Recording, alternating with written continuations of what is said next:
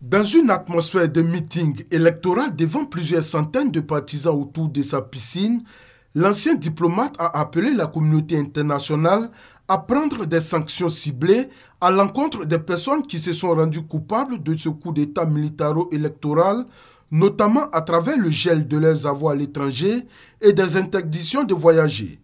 L'ex-patron de l'Union africaine a aussi demandé à Amnesty International et à la CPI de venir au Gabon faire toute la lumière sur les assassinats, les disparitions et les violations des droits de l'homme lors des violences qui avaient suivi l'annonce des résultats provisoires en faveur du président sortant le 31 août. La procureure de la CPI, Fatou Bensouda, a justement annoncé qu'elle allait procéder à un examen préliminaire sur la situation au Gabon afin de déterminer si les critères imposés pour l'ouverture d'une enquête sont réunis.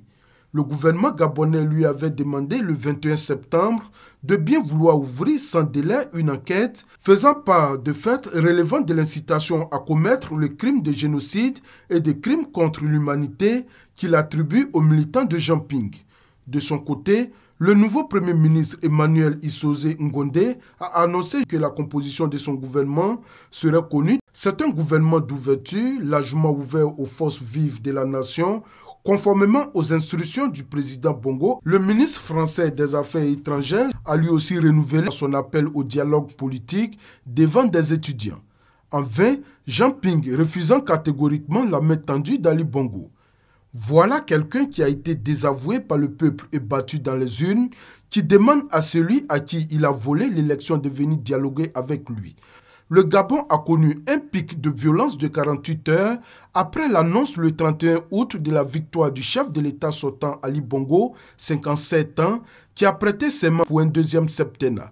Dénonçant des fraudes électorales dans le fief ethnique du président, Jean Ping avait saisi la Cour constitutionnelle qui a finalement validé le 24 septembre la victoire d'Ali Bongo 50,66% contre son rival 47,24%. Des centaines de personnes avaient été arrêtées début septembre, 407 avaient été relâchés, 393 déférés au parquet de Libreville et 31 incarcérés, avait indiqué le procureur.